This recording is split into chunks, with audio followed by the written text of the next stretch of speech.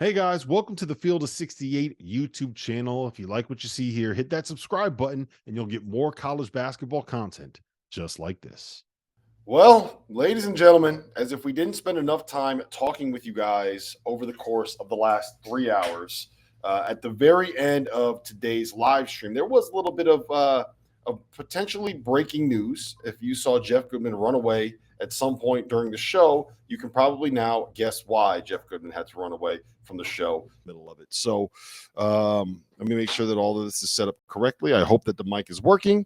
And Jeff, what is the breaking news of the day? John Calipari gone to Fayetteville, Arkansas. Huge money with the whole Razorback boosters. Their resources are incredible.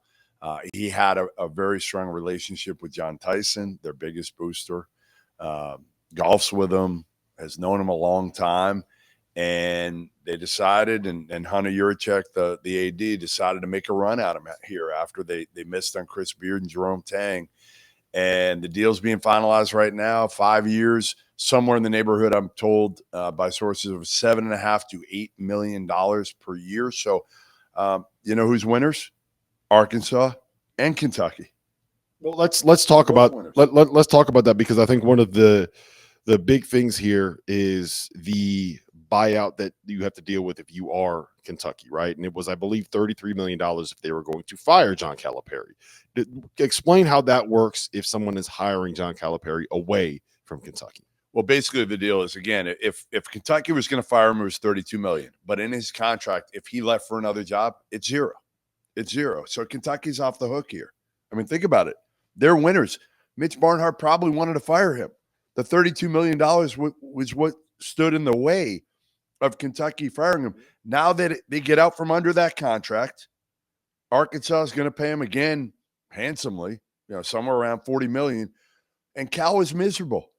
I talked to one source here a few minutes ago, and he said he was absolutely miserable, again, because when you don't win at Kentucky, this guy's won one tournament game in the last 4 years.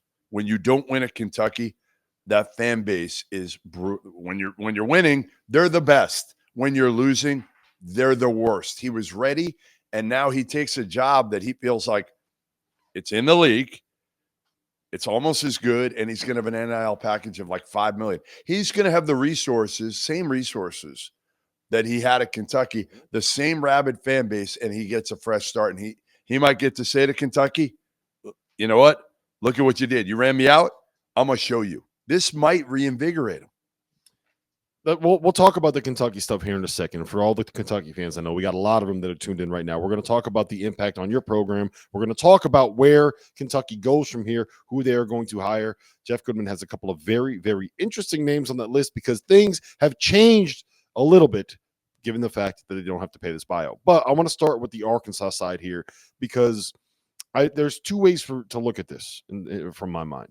One is that Arkansas just landed a coach that has won a national title, just landed a guy that has been the face of the sport on and off for more or less like the last 15 years, and a guy that has as big of a national profile as you are going to. Like we were talking about it earlier, right? You've seen Jay Wright retire. We've seen Roy Williams retire. We've seen Coach K retire. We were talking about the Mount Rushmore of college basketball. The names aren't exactly as big as they were 5 years ago. John Calipari is probably the biggest name in college basketball. Arkansas just hired him. What does this mean for that program? What does this mean for the school going forward? And hold on. We talked about winning the press conference, right? Does this win the press conference? Yeah, because Arkansas fans don't care what he did the last 4 years now. They see the old John Calipari, right? And he's going to get the resources. The NIL package is going to be somewhere in the $5 or $6 million range. He's going to have the resources now.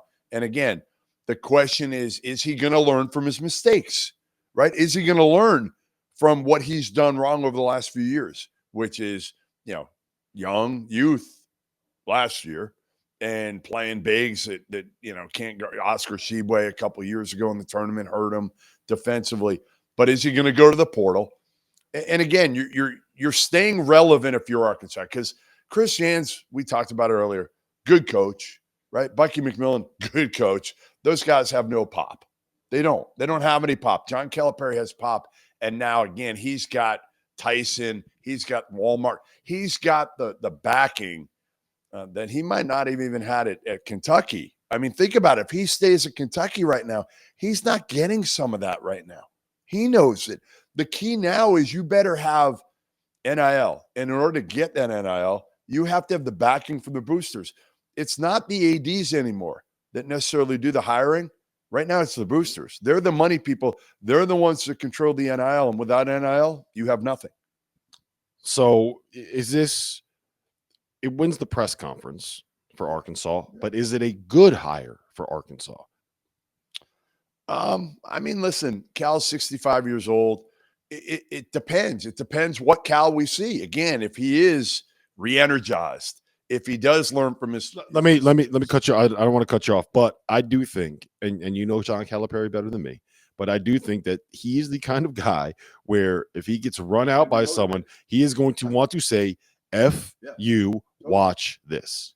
Yeah, I think so. But again, he had a lot of talent this past year.